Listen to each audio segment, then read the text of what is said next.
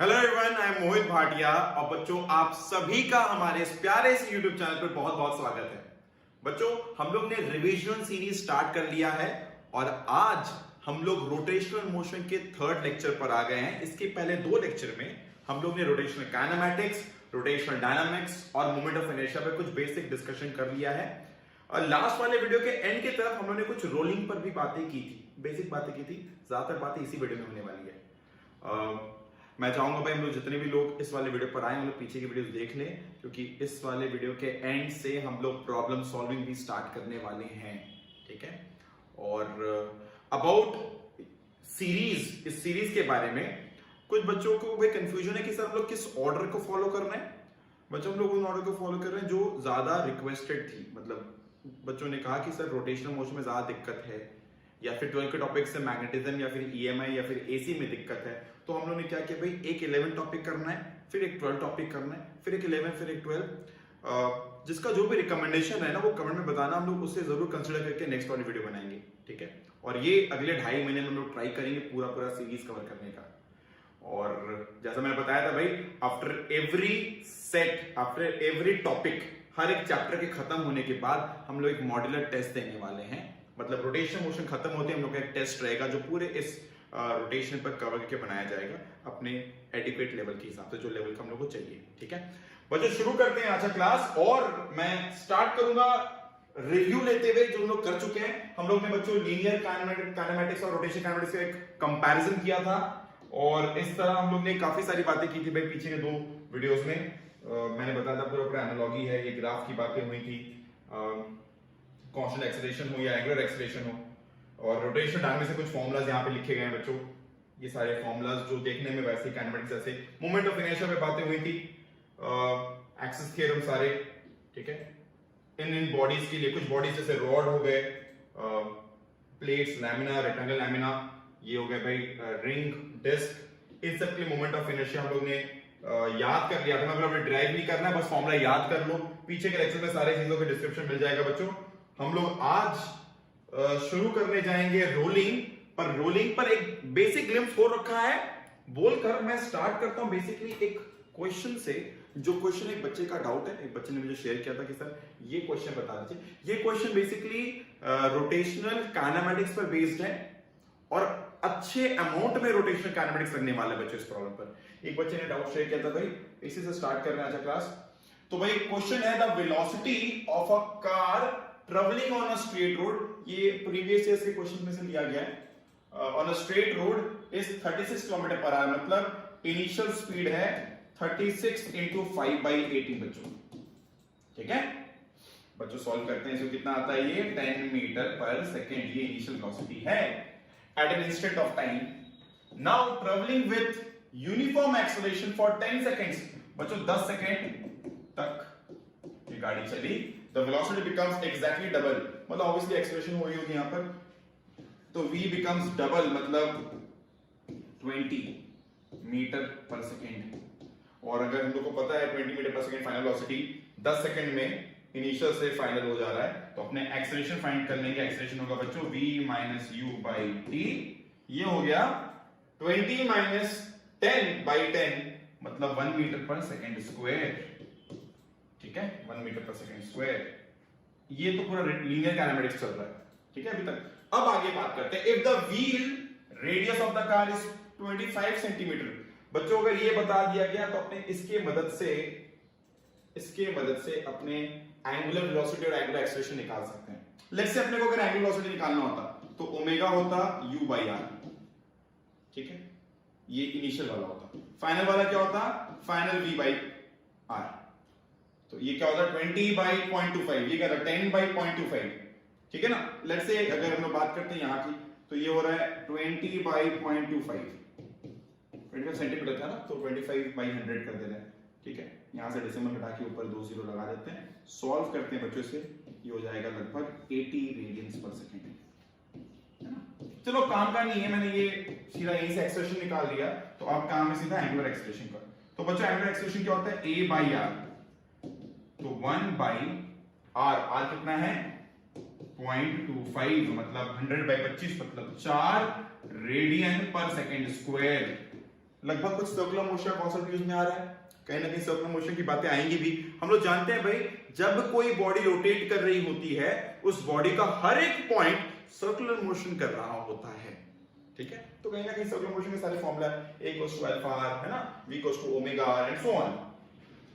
तो बच्चों यहां पर अगर हम लोग को अल्फा पता लग गया, अब क्वेश्चन में क्या बोला गया है, then which of the following number is the closest to the number of revolution that the wheel makes during this 10 second। तो बच्चों हम लोग क्या किए, हम लोग बेसिक काइनेमेटिक्स इस्तेमाल करके A निकाले, A बाई आर के अल्फा निकाल दिए।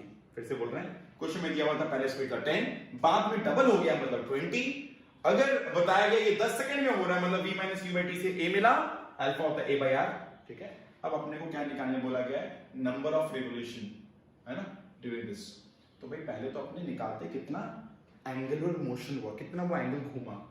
तो बच्चों अगर थीटा निकालना हो, मैंने ऊपर फॉर्मूला बताया भी है, omega naught T plus half alpha T square, ये अपना फॉर्मूला रहेगा। बच्चों ओमेगा नॉट टी क्या होता है, ओमेगा नॉट टी मतलब इनिशियल वेलोसिटी, ठीक है।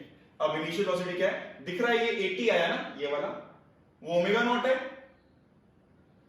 ऑब्वियसली अगर ये डबल है, दिख रहा होगा, अगर ये u है, v क्या है, डबल ऑफ u, ये ओमेगा भी डबल ऑफ ओमेगा नॉट है, तो मेरे को पता है ओमेगा नॉट है 40। कैसे, अगर ये फाइनल वेलोसिटी 80 है तो इनिशियल वाली 40 थी, तो 40 into T plus half of 4 into T square मतलब 100।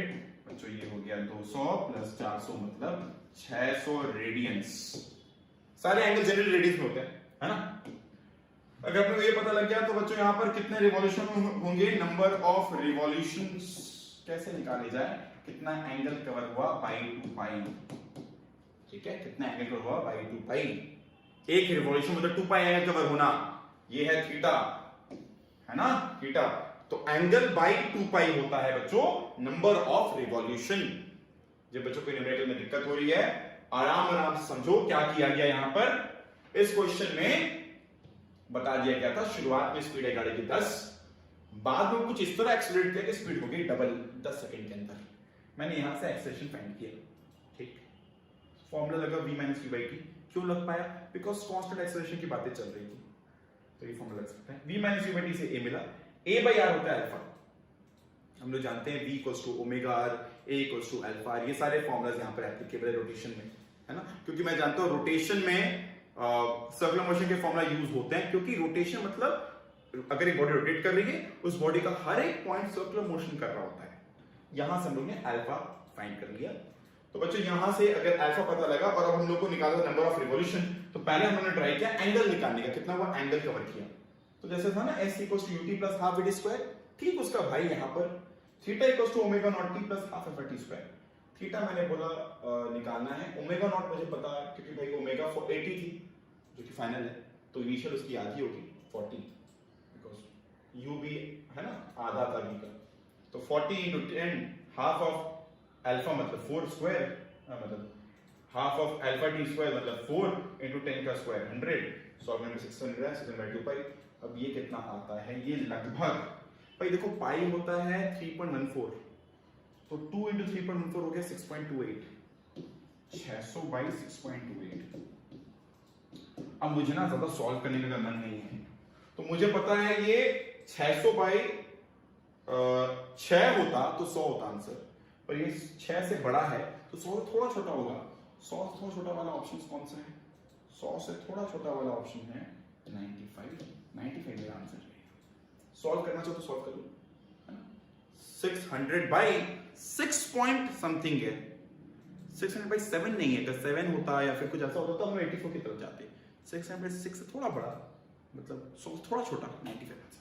बच्चों इस तरह से हम लोग ये प्रॉब्लम सॉल्व किया। ये एक डाउट था किसी एक बच्चे का, तो भाई हम लोग ने एड्रेस कर लिया। इस तरह आप लोग भी डाउट है तो आप लोग डाउट हमसे शेयर कर सकते हैं। हम लोग ने लास्ट वाले क्लास में बच्चों रोलिंग मोशन पर बातें स्टार्ट कर दी थी। मैंने बताया था अगर ये बॉडी रोल करती है तो वो बॉडी रोटेशन के साथ साथ ट्रांसलेशन भी कर रही होती है, ठीक है। रोलिंग का मतलब होता है कंबाइंड मोशन, हम लोग बोलते हैं रोटिंग का मतलब होता है कंबाइंड मोशन, हम लोग बोलते हैं रोटेशन विथ ट्रांसलेशन। हम लोग गाड़ी के चक्के को इमेजिन कर सकते हैं, मेरे हाथ में जो बॉडी कर रही है भी एक तरह की रोलिंग है, बॉडी घूम भी रही है और आगे और पीछे मूव भी कर रही है, देखते हैं हम लोग कहेंगे रोलिंग, ठीक है। रोलिंग के बारे में क्या बातें बताई गई थी मैं ठीक वो एक बार रिवाइव करवा दूं। मैंने बताया कि इमेजिन करो दो चीजें एक साथ बॉडी के हर पॉइंट पर होती है। अबाउट सेंटर पूरा बॉडी रोटेट कर रहा होता है, लेट्स से अबाउट सेंटर, और क्योंकि सेंटर ट्रांसलेट कर रहा है आगे, क्योंकि सेंटर ट्रांसलेट कर रहा है आगे, तो बॉडी का हर एक पॉइंट आगे ट्रांसलेट कर रहा होता है। बॉडी का हर एक पॉइंट आगे ट्रांसलेट कर रहा होता है। बॉडी का हर एक पॉइंट आगे ट्रांसलेट कर रहा है। इन दोनों को मिक्स कर दिया जाए बच्चों, इन्हीं को हम लोग कहते हैं रोलिंग। इन्हीं को हम लोग कहते हैं रोलिंग। क्या होता है यहां पर देखो, अगर ये बॉडी रोटेट कर रही है, सिर्फ रोटेशन हो रहा होता, रोटेशन का मतलब all the points of the body are doing circular motion. अगर बच्चों एक बॉडी रोटेट कर रही होती है तो उस बॉडी का हर एक पॉइंट सर्कुलर मोशन कर रहा होता है, ठीक है। तो फिर यहां पे क्या हो रहा है, यहां पर अपने अगर इस पॉइंट को मार्क करें, इस पॉइंट को मार्क करें लेट्स से, तो ये पॉइंट सर्कुलर मोशन का डायरेक्शन कैसा होगा, टेंजेंशियल होगा हमेशा, है ना। अगर पॉइंट सर्कुलर मोशन कर रहा है वापस टेंजेंशियल होगा, आर ओमेगा। ये पॉइंट भी देखा जाए आर ओमेगा से, बच्चों ये पॉइंट देखा जाए आर ओमेगा से, है ना। बॉडी का हर एक पॉइंट सर्कुलर मोशन कर रहा है, तो वेलोसिटी क्या होगा, v equals to omega r. अपने जानते हैं v equals to omega r, circular motion पढ़े ना, ओमेगा और v को रिलेट करते हैं v equals to omega r से, अभी हम लोगों ने न्यूमेरिकल में भी किया। तो लेट्स से मैं कोई भी पॉइंट लेता हूं अबाउट सेंटर, लेट्स से मैं बात करता हूं इस पॉइंट से, ठीक है। अब इस पॉइंट पे क्या हो रहा है, ये पॉइंट ट्रांसलेट भी कर रही है भाई, और ये पॉइंट क्योंकि रोटेशन और ट्रांसलेशन दोनों होता है, तो रोटेशनल कंपोनेंट और ये ट्रांसलेशन कंपोनेंट दोनों को अगर हम लोग वेक्टर सम करें, दोनों को अगर हम लोग वेक्टर सम करें, दोनों को अगर हम लोग वेक्टर सम करें बच्चों, तो ये होगा हम लोग का resultant velocity of point B, ठीक है। ये vc भी है और ओमेगा सी भी, तो ये हम लोग का होगा रिजल्टेंट। समझ आ रहा है। इस तरह से कोई भी आप पॉइंट बोलो भाई, ये पॉइंट बोलो, तो यहां पर क्या हो रहा है, यहां पर भी ये पॉइंट ट्रांसलेट भी कर रही है और ये पॉइंट रोटेट भी कर रही है, और इसका डायरेक्शन दोनों का सेम है, तो सिंपल एडिशन हो जाएगा। मेरे को मान लो नीचे वाले पॉइंट की बात करनी है, नीचे वाले पॉइंट पर ये पॉइंट आगे भी ट्रांसलेट कर रहा है और ये पॉइंट रोटेशन से पीछे भी जा रहा है, ठीक है। मुझे बात करना है मान लो इस वाले पॉइंट की, तो ये पॉइंट ट्रांसलेट भी कर रहा है, ये पॉइंट रोटेशन की वजह से नीचे भी जा रहा है, तो यहाँ पे नेट मोशन कुछ इस तरफ है, नेट मोशन उस तरफ है। जब बॉडी रोल कर रही है तो नेट मोशन कुछ इस तरफ जाने का टेंडेंसी है। मुझे अगर मान लेते हैं इधर की बात करनी है इस पॉइंट की, तो बच्चों ये पॉइंट इधर भी जा रहा है और ये पॉइंट रोटेशन की वजह से ऊपर भी जा रहा है, तो नेट मोशन कुछ इस तरफ जाने की, एंड सो ऑन। हम लोग किसी भी पॉइंट के लिए नेट वेलोसिटी निकाल सकते हैं, बस करना क्या होगा, रोटेशनल एंड ट्रांसलेशन को दोनों को सुपर इंपोज करना पड़ेगा किसी भी पॉइंट पर जिस पे बात करना है। इस पॉइंट पे बात करना है दोनों, इस पॉइंट पे एंड सो ऑन, ठीक है। तो बच्चों रोलिंग मतलब कंबाइंड मोशन होता है, इसी मोशन को हम लोग नाम देते हैं ट्रांसलेशन विथ रोटेशन या फिर रोटेशन विथ ट्रांसलेशन, दोनों एक साथ, ठीक है। मैं इसी को आधार बनाकर ये फॉर्मूला को समझ सकता हूं, क्योंकि यहां पे दोनों मोशन एक साथ होते हैं, मतलब रोटेशन और ट्रांसलेशन दोनों हो सकते हैं एक साथ। तो ये जो फॉर्मूला है हाफ आई ओमेगा स्क्वायर, ये रोटेशनल काइनेटिक एनर्जी का फॉर्मूला होता है, ठीक है। जैसे मास होता है लीनियर में, रोटेशन में होता है आई। जैसे लीनियर मोशन में हम लोग वेलोसिटी की बात करते हैं, यहां बात करते हैं ओमेगा की, तो बच्चों फॉर्मूला है half m v square plus half I omega square. उस बॉडी के about centre of mass half I, C मतलब I about centre of mass, half I omega square, है ना, बॉडी रोटेट कर रही है और सेंटर ऑफ मास ट्रांसलेट कर रहा है, तो हाफ एम वी स्क्वायर। दोनों को अगर एक साथ रख देंगे तो बोलेंगे भाई ये टोटल काइनेटिक एनर्जी हो गया ड्यूरिंग रोलिंग मोशन। ऐसी ही बात हम लोग मोमेंटम के लिए भी करेंगे।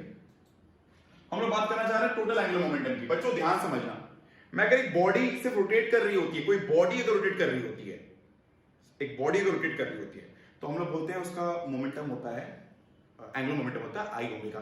कंपैरिजन वापस कर लो, m into v linear momentum, I into omega angular momentum, है ना। m इंटू वी ये होगी linear momentum, I into omega angular momentum. ये होता फॉर्मूला, सिर्फ यही होता अगर बॉडी सिर्फ रोटेट कर रही होती है बच्चों, क्योंकि बॉडी ट्रांसलेट कर रही है। तो जब भी कोई बॉडी ट्रांसलेट कर रही होती है, एग्जांपल लेते हैं स्मॉल m मास है जो इस तरफ ट्रांसलेट कर रही है।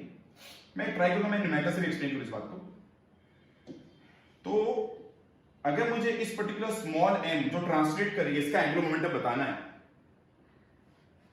हम लोग एंगुलर मोमेंटम का सेंस यहाँ पे क्यों डाल रहे हैं मैं उस पर नहीं जा रहा हूं, बट मैं ये बता रहा हूं कि अगर मुझे फाइंड करना है स्मॉल m मास का एंगुलर मोमेंटम अगर स्पीड v से या वेलोसिटी v से इस तरफ जा रही है, तो ये हुआ r और फॉर्मूला है अपना एंगुलर मोमेंटम का r क्रॉस p, p मतलब mv, और वही सॉल्व करने पर आता है mv r परपेंडिकुलर, क्योंकि r क्रॉस p मतलब होता है r sin थीटा, अपने को खाली परपेंडिकुलर डिस्टेंस से मतलब है, ये r परपेंडिकुलर का सिंबल है, ठीक है। तो भाई मैं बोल रहा हूं कि अगर मान लेते बॉडी रोटेट भी करिए और ट्रांसलेट भी करिए, तो ट्रांसलेशन की वजह से mvcmr, कैसे, मैं किसी भी पॉइंट के अबाउट इसको एक पॉइंट मास मान लूंगा, देखूंगा भाई ट्रांसलेट कर रहा है, तो mvr प्लस i ओमेगा, ये रोटेशन की वजह से और ये ट्रांसलेशन की वजह से एंगुलर मोमेंटम। मैं इस पर और बात करूंगा बच्चों न्यूमेरिकल के टाइम, ठीक है। फिलहाल याद रखो भाई रोटेशन का मतलब होता है सिर्फ all the points are going through circular motion, but rolling का मतलब होता है रोटेशन के साथ साथ ट्रांसलेशन, ठीक है। ठीक है, और बात करते हैं, फिलहाल कुछ क्वेश्चन पे बात करने की जरूरत है। ये एक क्वेश्चन एक बच्ची ने डाउट शेयर किया था, प्रीवियस क्वेश्चन में सही है, wheel is rolling along the ground with the speed of 2 metre per second. इस प्रॉब्लम को सॉल्व करने पहले बच्चों पीछे मैंने एक और स्लाइड रखा है बोर्ड पर, देख लो, बेसिक सा कंटेंट याद कर लो। जब बॉडी प्योर रोलिंग कर रही होती है तो velocity of centre of mass is equal to r omega होना चाहिए। क्यों होना चाहिए मैं उस पर थोड़ी देर में आता हूं, पर उसका यूज लेना है। Wheel is rolling along the ground with the speed of 2 metre per second, मतलब ये वेलोसिटी हो गई of centre of mass. The magnitude of the velocity of the point at the extremities of the horizontal diameter of the wheel is equal to, मतलब अगर आपने एक wheel consider करते हैं बच्चों यहां पर, इस व्हील के एक्सट्रीमिटीज पर, मतलब यहां पे ये पॉइंट है ना, इस डायमीटर के एक्सट्रीमिटीज, अपने को इस पर्टिकुलर पॉइंट का वेलोसिटी बताना है। तो बच्चों ये ट्रांसलेट करिए स्पीड 2 से, और ये क्योंकि रोलिंग हो रहा है तो इसमें ये कंपोनेंट भी होगा, ये होगा आर ओमेगा। और मैंने अभी बताया कि VCM is equals to r omega. अगर प्योर रोलिंग हो रही है, हम लोग मान के चले जब रोलिंग बोल दिया तो प्योर रोलिंग ही है, तो अगर ये 2 है तो ये भी 2 है भाई, ये हुआ ट्रांसलेशनल कंपोनेंट, ये हुआ रोटेशनल कंपोनेंट, ठीक है। ये 2 तो ये भी 2, तो ये हुआ 2√2।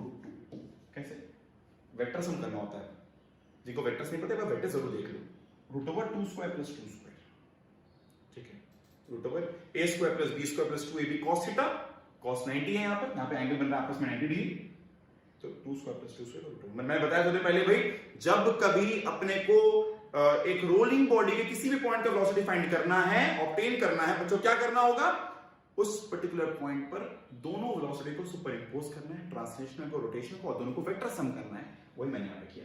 तो आंसर हो गया ऑप्शन सी 2√2। आई होप ये क्लियर है। किसी बच्चे का डाउट था भाई, मैंने ट्राई किया इसे आंसर करने का, एड्रेस करने का, आई होप ये क्लियर होगा। वापस चलते हैं पुरानी बातों पर, रोलिंग पर बातें चल रही थी और बात कर रहे थे। तो बच्चों जब भी बात करते हैं प्योर रोलिंग की, या फिर रोटेशन विद ट्रांसलेशन की, या ट्रांसलेशन विद रोटेशन की, हम लोग बात कर रहे हैं कि ये जो बॉडी रोल कर रही है ना, एक ऐसे चीज के ऊपर रखी गई है जो खुद रेस्ट पे, इसलिए मैंने यहाँ पे क्या लिखा, ऑन स्टेशनरी सरफेस। उस तक पटरे पे रखते हैं, वो पटरा भी मूव कर रहा हूं, वो एक अलग लेवल का बात हो गया। थोड़ा क्वेश्चन का लेवल जब बढ़ेगा तब ऐसी बातें आएंगी, अपने उस स्टैंडर्ड पर बात तब करेंगे जब न्यूमेरिकल कुछ ऐसा दिखता है। अभी हम लोग जानकारी जब बटोर रहे हैं ना, सारी थ्योरी बटोर रहे हैं, तब उस केस पर नहीं चल रहे, हम लोग तो बात कर रहे हैं जब जो सरफेस है, ग्राउंड है, टेबल है, जो रेस्ट पर पड़ी हुई है और उस पर बॉल रोल कर रहा है, ठीक है। प्योर रोलिंग में velocity of centre mass is equal to r omega, और ये एक और फॉर्मूला है ACM equal to r alpha, ये दोनों याद रखा जाए, प्योर रोलिंग कंडीशन में आती है बच्चों। समझते हैं ऐसा कंडीशन क्यों बनाया गया। देखो, अगर एक बॉडी रोल कर रही होती है तो जो पॉइंट ऑफ कांटेक्ट होता है, इस पॉइंट ऑफ कांटेक्ट को हम नाम देते हैं इंस्टेंटेनियस एक्सिस ऑफ रोटेशन भी इन प्योर रोलिंग। इस पॉइंट को हम लोग बोलते हैं स्टेशनरी पॉइंट है बच्चों, अगर ये प्योर रोलिंग है तो stationary point in pure rolling, इसी को हम लोग IAOR का नाम देते हैं बच्चों। IAOR का मतलब होता है instantaneous axis of rotation, instantaneous axis of rotation. बच्चों होता क्या है, ये पर्टिकुलर पॉइंट अगर रोलिंग प्योर है, कहीं पे भी कोई तरीके स्लिपिंग नहीं हो रही है, तो जितना इस पॉइंट का आगे जाने का मन होगा उतना ही इस पॉइंट का पीछे जाने का मन होना चाहिए। ऐसा अगर नहीं हो, मान लो कि ये आगे वाली ज्यादा है, पीछे वाला कम है, तो ऑब्वियसली ये पॉइंट आगे स्लिप कर रहा होगा। अगर ये पीछे वाला कंपोनेंट ज्यादा है और आगे वाला कंपोनेंट कम है ना, तो ये पॉइंट पीछे स्लिप कर रहा होगा। मतलब मैं अगर बात करूं केसेस की, तो केस 1 हो सकता है कि VCM ज्यादा है R ओमेगा से। मैं बात करता हूं इस बारे में। ये हो गया फॉरवर्ड स्लिपिंग बच्चों, ये हो गया फॉरवर्ड स्लिपिंग, है ना, इसे हम लोग कहते हैं फॉरवर्ड स्लिपिंग। बच्चों इसी को हम लोग कह सकते हैं कि बॉडी ट्रांसलेट ज्यादा रोटेट नहीं कर पा रहा है, तो हम लोग बहुत लोग इसे नाम देते हैं ट्रांसलेशन विदाउट रोटेशन। एक्चुअली क्या है कि ट्रांसलेशन विद रोटेशन को हम प्योर रोलिंग कहते हैं, पर कभी अगर ऐसा हो कि बॉडी स्लिप कर रही है आगे की तरफ, सरक रही है आगे, तो ट्रांसलेशन ज्यादा हो जा रहा है पर उतना रोटेशन नहीं हो पा रहा है, तो नाम दीजिए ट्रांसलेशन विदाउट रोटेशन, इस तरह का नाम दे दिया गया। अब ये आती है under the heading of impure rolling. This comes under the heading of impure rolling. I hope सारे बच्चे देख पा रहे हैं ये सारी चीजों को, लिखी हुई चीजों को, समझ भी पा रहे हैं सारी बातों को, ठीक है। तो जब VCM equals to R omega होगा, ये कंडीशन होता है प्योर रोलिंग के लिए। प्योर रोलिंग कंडीशन क्या है? VCM मतलब सेंटर ऑफ मास की वेलोसिटी आगे बढ़ गई थी और जितना उसका रोटेशनल कंपोनेंट R ओमेगा दोनों बराबर होना चाहिए, कंडीशन होती है प्योर रोलिंग की वजह। यही समझ सकते हैं, डिफरेंशिएट कर देंगे वो साइड, तो यहीं से आ जाएगा ACM इक्वल्स टू RF। अगर मैं बात करूं कि मेरा वो जो बॉडी रोल कर रहा है वो एक्सीलरेट नहीं कर रहा है, लेट्स से, तो हो सकता है ये एक्सेलरेशन जीरो, कोई दिक्कत नहीं, ऐसा हो सकता है कि बॉडी रोल कर रहा है पर एक्सीलरेट नहीं कर रहा है। पर मैं पहले बता दूं, मैं अगर क्वेश्चन पूछता हूं कि क्या ये पॉइंट एक्सीलरेट कर रही है, मैं बोलूं कम से कम सेंट्रीपिटल एक्सीलरेशन तो है, भले कोई एक्सीलरेशन कंपोनेंट हो या ना हो, अगर ये बॉडी रोटेट करती है तो उसका हर एक पॉइंट पर एक एक्सीलरेशन तो है, वो है सेंट्रीपिटल एक्सीलरेशन। सेंट्रीपिटल एक्सीलरेशन ये टेंजेंशियल एक्सीलरेशन होता है, याद है सर्कुलर मोशन में हमने बात की थी, दो तरह का एक्सीलरेशन होता है, एक होता है सेंट्रीपिटल, एक होता है टेंजेंशियल। चलो अपने उस पर नहीं जाएंगे अभी के लिए, पर मैं बस ये बोल रहा हूं कि हर एक पॉइंट ड्यूरिंग रोलिंग एक्सीलरेट तो ऐसे भी कर रही है, ये एक्सीलरेशन काम में आता है डायरेक्शन चेंज करने के। और ACM equals to R alpha पे मैं बोल रहा हूं इसकी बात नहीं करनी है, तो मतलब मैं बोलना चाह रहा हूं ये बॉडी जो है ना, इसका स्पीड नहीं बदल रहा है, इस बॉडी का स्पीड नहीं बदल रहा है, या फिर घूमने का ओमेगा नहीं बदल रहा है, राइट, ये टेंजेंशियल एक्सीलरेशन कहलाती है। चलो इस पर अभी बात विवाद नहीं करेंगे, प्रॉब्लम सॉल्विंग में इस बातों को और क्लियर करूंगा। फिलहाल के लिए बच्चों क्या समझ में आया? प्योर रोलिंग मतलब VCM equals to R omega, और अगर वो एक्सीलरेटेड प्योर रोलिंग है तो ACM equals to R alpha भी लगेगा, ठीक है, कोई दिक्कत नहीं। यहां पर इस पॉइंट को तो हम लोग कहते हैं स्टेशनरी पॉइंट या फिर IAOR, instantaneous axis of rotation. ये एक ऐसा पॉइंट है बाबू, इसे नाम देते हैं IAOR, इसलिए नाम देते हैं बिकॉज़ अबाउट दिस पॉइंट अगर मैं एक लाइन इमेजिन करूं, बच्चे ध्यान से समझना, मैं अगर अबाउट दिस पॉइंट एक लाइन इमेजिन करूं तो मैं बोल सकता हूं कि बॉडी का हर पॉइंट अबाउट दिस पॉइंट सिर्फ रोटेट करना होता है, क्योंकि ये खुद रेस्ट पर है। जब ये रेस्ट पर ऐसे दिख रहा है, अच्छा ये पॉइंट, ओके, ये पॉइंट सिर्फ रोटेट करना है, मतलब इसके साथ में ये परपेंडिकुलर होगा। अच्छा ये पॉइंट सिर्फ रोटेट कर रहा है। मैं इस पर प्रॉब्लम सॉल्विंग के टाइम जरूर बात करने वाला हूं, ध्यान रखना। IAOR, instantaneous axis of rotation, ये पॉइंट के अबाउट बॉडी का हर पॉइंट भले रोलिंग चल रहा है, बट इस पॉइंट के अबाउट बॉडी का हर पॉइंट सिर्फ रोटेट कर रहा होता है, ठीक है, इस पॉइंट से रोटेट कर रहा होता है। ऑब्वियसली ये पॉइंट बदलता रहता है, कभी ये पॉइंट है, कभी इसकी बारी आएगी, फिर कभी उसकी बारी, कभी इसकी बारी आएगी, ये पॉइंट बदलता रहता है, दूसरी बात है।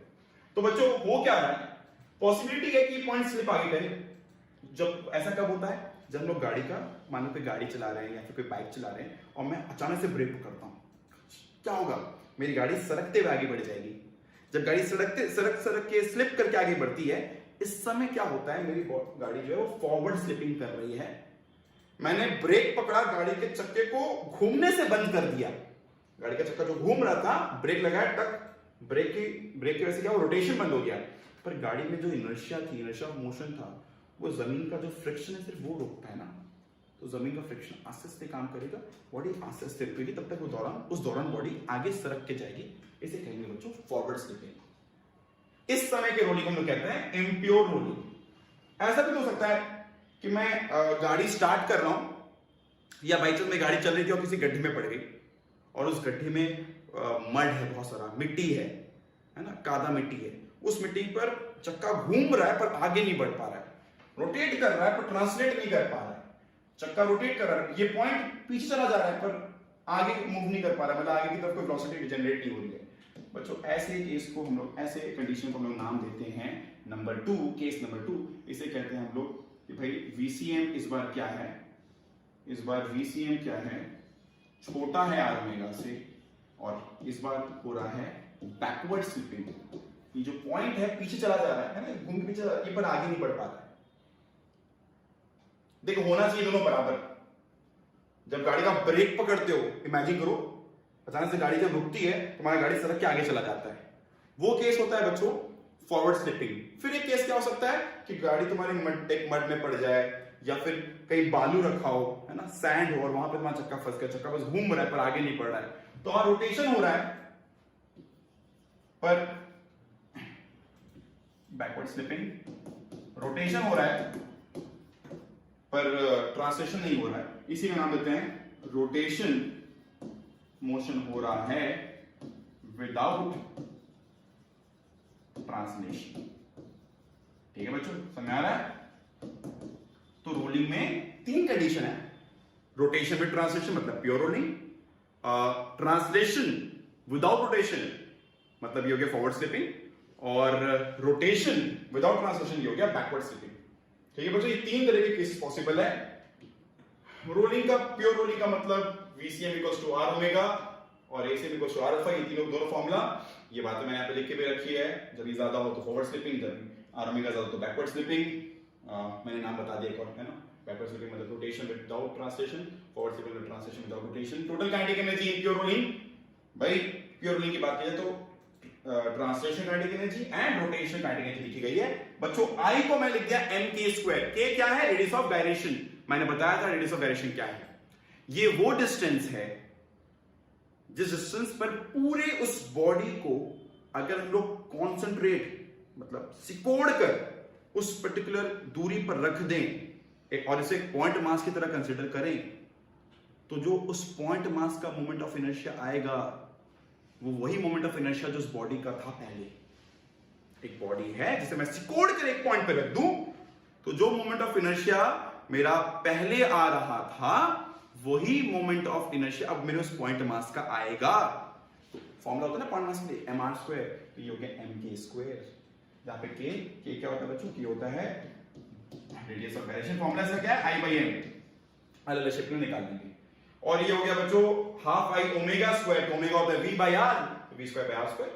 इसी को सिंपलीफाई करके फॉर्मूला याद कर लोगे, half mv² 1 + k²/r²। I hope किसी बच्चे को यहां पर कोई प्रॉब्लम नहीं होगी। रोलिंग में बच्चों एक बहुत स्पेशल टाइप का प्रॉब्लम बहुत बार पाया गया एग्जाम में आता है, वो है इंक्लाइन प्लेन वाला प्रॉब्लम। ठीक है, अपने क्या करते हैं कि इंक्लाइन पे एक कोई भी रोलिंग बॉडी, जो बॉडी रोल कर सकती है उसे रख देते हैं। अब बच्चों ये एक सिलेंडर हो सकता है, एक डिस्क हो सकता है, रिंग हो सकता है, सॉलिड या फिर हॉलो हेमिस्फीयर, सॉलिड या हॉलो स्फीयर हो सकता है, हेमिस्फीयर तो नहीं रोल कर पाएगा। ठीक है ना, और तब अपने यहाँ पे अलग अलग क्वेश्चन पोर्ट्रे करते हैं। कभी क्वेश्चन ये होता है कि पहले कौन पहुंचेगा, सॉलिड स्फीयर पहुंचेगा, हॉलो स्फीयर पहुंचेगा, सिलेंडर पहुंचेगा, रिंग पहुंचेगा। कभी कुछ क्वेश्चन होता है कि भाई कितना स्पीड से नीचे पहुंचेगा। तो अपने को ना इस वाले केस को बढ़िया से ऑब्जर्व करना और एनालाइज करना है। ठीक है भाई, let's start thinking about this case. तो बच्चों एक काम करते हैं, मैं इन सारे फॉर्मूलास को मैं लिख के रखा हूं, ये फॉर्मूला याद रखने हैं, बट मैं इन्हें थोड़ा बहुत तुम लोग के सामने ड्राइव करके भी दिखाना चाहूंगा। ठीक है, लेट्स से ये एक इंक्लाइंड प्लेन है, यहां पर एक मास m रखा गया, इस तरफ ऑब्वियसली फोर्स है mg साइन थीटा का कंपोनेंट, इस तरफ mg cos थीटा वाला कंपोनेंट, इस तरफ नॉर्मल, बच्चों पीछे तरफ फ्रिक्शन। ठीक है, ये दूरी हो गई r, राइट।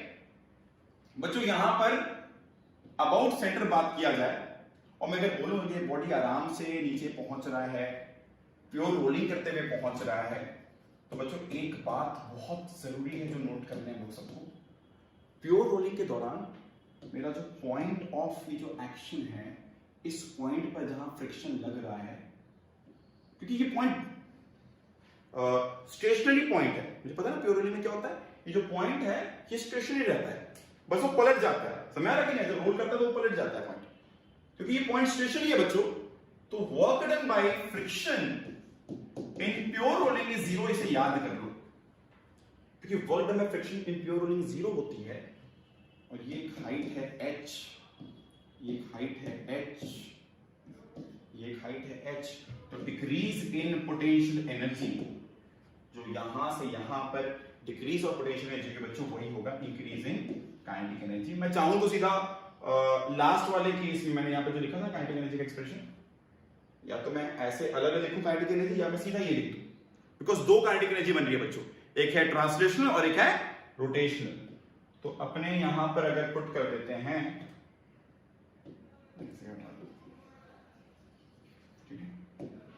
हाफ एम, क्या था expression, half m v square 1 plus k square by r square,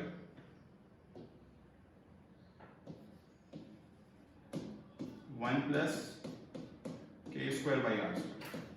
ठीक है, तो ये एम दोनों सेम है, मैंने स्मॉल कैपिटल का गलती करके दोनों एम सेम टाइप का है। तो VCM इज इक्वल्स टू बच्चों 2GH by 1 plus k square by r square का रूट ओवर, ये होगा velocity of centre of mass, या फिर velocity of this rolling body जब वो नीचे पहुंचती है। यहां पर V equals to 2GH 1 plus k square by r square, जहां पे के क्या है बच्चों, रेडियस ऑफ गायरेशन। के क्या है, रेडियस ऑफ गायरेशन, है ना।